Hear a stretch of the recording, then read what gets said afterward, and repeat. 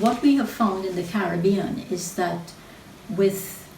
especially in informal settlements where there is overcrowding, such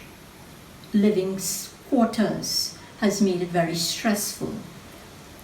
because of the limited space availability, and this has led to an increase in domestic violence. For example, in the month of March 2020, there were 203 reported domestic violence cases as compared to approximately 40 in March 2019. The crisis has revealed that women have really been suffering from inequalities pre-pandemic, but of course those inequalities have been exacerbated in the post-pandemic period.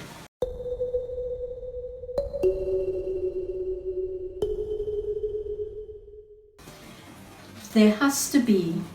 far better representation of women on the National Task Force to ensure that the issues of joblessness, loss of income, the loss of increases in stress levels, how all of that can be mainstreamed into policy. The post-pandemic response and recovery needs to take account of all of the broad issues that have become exacerbated during the pandemic. More than that, there is room for greater collaboration between scientists, policymakers, and society as a whole. Let's be sure that the pandemic has certainly transformed the way in which we live, the way in which we travel,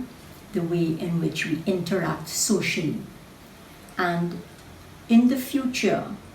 there has to be far more new research on the impacts of COVID-19 and what implications it has for us in the future in terms of the way in which we live, the way in which we work from home, the way in which we have urban mobility, whether we will be working from home, what types of commuting patterns we will have,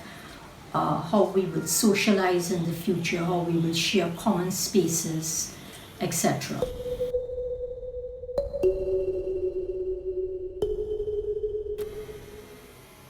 The pandemic really calls for a collective awareness of